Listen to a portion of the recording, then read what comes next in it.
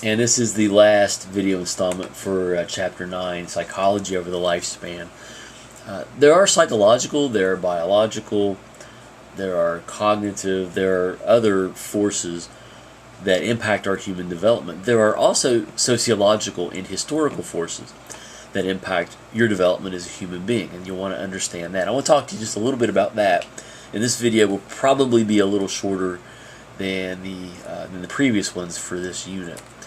Now, American sociologist, as I adjust my camera, by the name of C. Wright Mills, termed what he called the sociological imagination. And we'll talk to you about this. You want to have this in your notes. The sociological imagination refers to our ability to understand that as people, we, in terms of our competencies, abilities, attributes, likes, our dislikes, our appearance, etc., etc., we are products of our historical time frame, or products of our environments, and we cannot escape the trappings and influences of our time in history. Well, why is that important for human development? Well, great scientists make great discoveries, right? But those great scientists have to be born at the right time and have to be in the right place at the right time. Because if the technology isn't ready, if society isn't ready to accept what they're saying, then their ideas may never come to fruition. So it's understanding that we are products of our environment. And we'll give you some examples of that here in just a second. Closely related is the German notion of the Zeitgeist. You want to have this in your notes as well. Zeitgeist literally translates to spirit of the times. So again, this refers to the idea of kind of being in the right place at the right time. So what do I mean by that? Well, you've probably seen the show, or if you haven't seen it, you've heard a lot about it. Duck Dynasty. Immensely popular. Not as popular as they were a couple years ago or so, but still immensely popular. So were these guys just in the right place at the right time in history to become rich and famous? Had this show been on and these guys looked like this 30 years ago or 50 years ago, would they have been rich and famous? Would society have embraced them through the media? Well, there really wasn't television 50, 60 years ago, at least not television powerful enough to carry a show like this. There were no reality TV shows 50 years ago. So had they been born 50 years ago, they probably would not have been as popular. So maybe they were in the right place at the right time to become famous. The Blue Collar Comedy Group, if you've ever heard of these guys, Larry the Cable Guy, Jeff Foxworthy, Bill Engvall, you've probably heard of these guys. Maybe they were in the right place at the right time to become very famous. Any recording artist, Taylor Swift, Reba McEntire, Keith Urban, you could kind of see, had they been born 50, 60, 100, 200 years ago, would they be popular? Would they be considered to be talented? Maybe, maybe not. So we can go with any kind of band, any kind of fad. Being in the right place at the right time is going to impact your development. Same in terms of sports.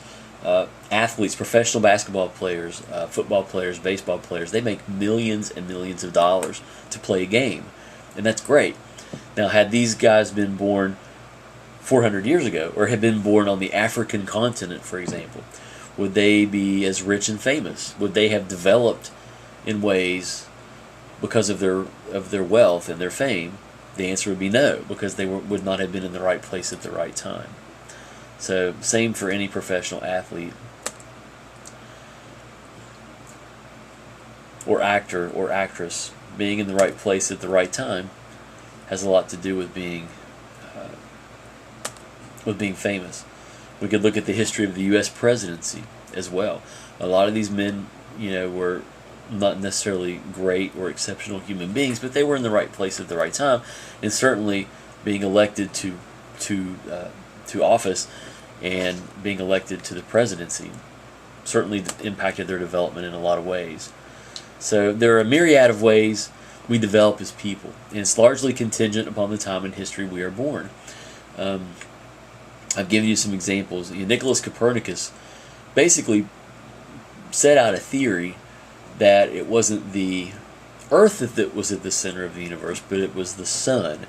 And you might think, well, what's the big deal there? But it's a pretty big deal, because for hundreds of years, everybody thought that the Earth was at the center, not the sun. And to say otherwise, you would be deemed a heretic. In other words, you basically would be going against God, and you could be persecuted, imprisoned, or executed for even saying or suggesting that the sun was at the center of the universe. So nobody believed Nicholas Copernicus, so he doesn't really get a lot of credit. But Isaac Newton comes along after him and basically says the same thing. He's like, yep, it's the sun that's at the center, it's not the earth. Well, people were ready to accept his ideas. So he is largely given credit for putting the planetary layout, the universal layout in front of us, and is given credit largely for disproving the theory that the Earth was at the center of the universe, and proves that the sun is at the center. American Idol and the voice contestants and winners, a lot of people say they're not really super talented singers, but they just kind of happen to be in the right place at the right time. They audition well, they make it onto TV, they're just there in the right place at the right time. So there's something to be said for that too. Again, look over chapter 9 in your book. There's some other ideas about adolescence and puberty which I didn't cover in this PowerPoint. In this video lecture series. So make sure you have good notes, and we'll call that the end of this installment. Thank you.